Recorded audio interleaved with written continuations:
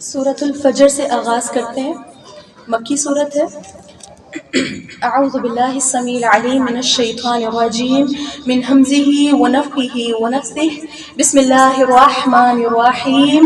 شروع اللہ کا نام لے کر جو بڑا مہربان نہایت رحم فرمانے والا ہے. والفجر ولیال عشر والشفع والوتر. اللہ تعالیٰ نے فرمایا فجر کی قسم, 10 راتوں کی قسم, اور جفت اور طاق کی قسم. فرمایا رات کی قسم جب وہ گزر جائے.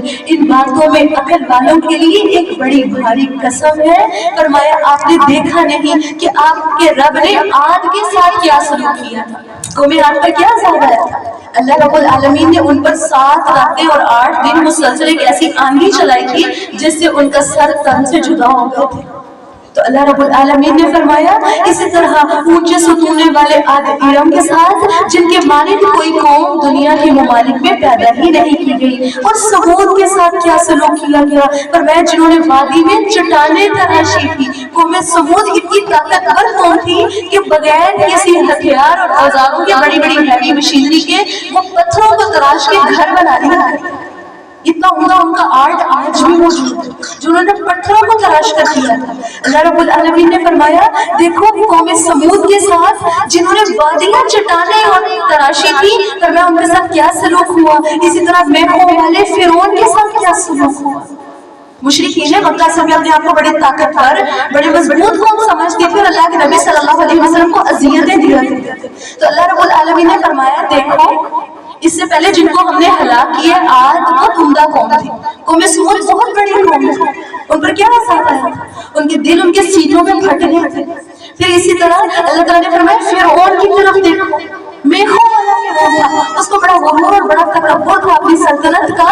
اپنے آپ کو رب کہتا تھا اور جو شخص اس کی نافرمانی کرتا تھا اس کو درختوں کے ساتھ کھڑا کر کے ان کے ہاتھوں اور پاؤں میں کیٹ کھوا دیا کرتا تھا. اللہ تعالیٰ نے فرمایا میخوں والا فرعون دیکھو اپنے آپ کو بڑی چیز سمجھتا تھا لیکن اللہ نے اس کو پانی کے اندر ڈبو کے ختم کر دیا. اللہ تعالیٰ نے فرمایا ان لوگوں نے بہت سے شہروں میں بڑی سرکشی کی تھی, بہت سا فساد مچایا تھا, تو آپ کے رب نے ان پر عذاب کا کوڑا برسا دیا. اللہ تعالیٰ نے فرمایا ان ربک لبالمرصاد, آپ کا رب تو طاق میں ہے مگر انسان کا یہ حال ہے. اللہ تعالیٰ نے فرمایا انسان کا یہ حال ہے کہ جب اس کا رب اسے آزمائش میں ڈالتا ہے, اسے عزت اور نعمت عطا کرتا ہے تو کہتا ہے میرے رب نے مجھے عزت عطا کی. جب اسے آزمائش میں ڈال کر اس کا رزق اس پر تنگ کر دیتا ہے تو کہتا ہے میرے رب نے مجھے ذلیل بھی کر دیا. دیکھیں جب ایسے کرتے ہیں نا, جب مال و دولت نعمتیں اور آسانیاں ملتی ہیں تو ہم اتراتے ہیں, لیکن جب اللہ رب العالمین کسی تکلیف یا مصیبت یا آزمائش میں مبتلا کرتے ہیں تو ہم کیا کہتے ہیں اللہ کو ہمیں نظر آتے ہیں. کتنا برا رویہ نا جو ہم اپناتے ہیں. اللہ رب العالمین نے فرمایا یہ معیار ہرگز درست نہیں بلکہ تم لوگ یتیم سے عزت کا سلوک نہیں کرتے, نہ مسکین کو کھانا کھلانے کی ترغیب دیتے ہو اور میراث کا سارا سامان سمیٹ کر کھا جاتے ہو. فرمایا مال سے بہت زیادہ محبت رکھتے ہو. لیکن کیا ہوگا, اللہ نے فرمایا ہرگز نہیں. جب زمین کوٹ کوٹ کر برابر کر دی جائے گی آپ کا رب آئے گا اس حال میں کہ فرشتے سب بستہ ہوں گے. فرمایا وَجِیءَ یَوْمَئِذٍ بِجَہَنَّمَ, جہنم اس دن سامنے لائی جائے گی. اس دن انسان نصیحت تو قبول کرے گا مگر اس وقت اسے نصیحت سے کیا حاصل ہوگا. آج دنیا میں بادل گرجتے اور چمکتے ہیں. میرے خود کانوں سے سنا بچے کیا کہتے ہیں, اللہ بس اب چاہے اس کے بعد ہم نمازیں پڑھا کریں گے, بچے بچے بن جائیں. کہتے ہیں نا اللہ کے عذاب سے ڈر جاتے ہیں, بڑے بڑے ڈر جاتے ہیں. لیکن کل قیامت کے دن جب وہ یہ سین دیکھیں گے کہ بہت کچھ بدل گیا ہے, اس ٹائم پہ وہ کہیں گے اللہ ہم نصیحت قبول کرتے ہیں, ہم ایمان لاتے ہیں, ہم توحید پرست بنتے ہیں. اللہ تعالیٰ نے فرمایا اس دن نصیحت فائدہ نہیں دے گی. یہ نصیحت قبول کرنا صرف دنیا میں فائدہ مند ثابت ہوگا. اللہ تعالیٰ نے فرمایا انسان کہے گا یقول یا لیتنی قدمت لحیاتی, انسان کہے گا کاش میں نے اپنی اس زندگی کے لیے کچھ آگے بھیجا ہوتا. اس ٹائم پہ اس کو سمجھ آئے گی کہ میں بڑا نقصان کرتا ہوں, میں نے تو اپنی آخرت کے لیے کچھ تیار ہی نہیں کی. تو دیکھیں کیوں نہ آج ہمارے پاس وقت ہے ہم اس دن کی حسرت سے بچ سکیں. اور اللہ تعالیٰ نے فرمایا جیسے وہ جکڑے گا اس دن کوئی بھی نہیں جکڑ سکے گا، اللہ کی ایسی پکڑ ہوگی کوئی ایسی پکڑ کر ہی نہیں سکتا۔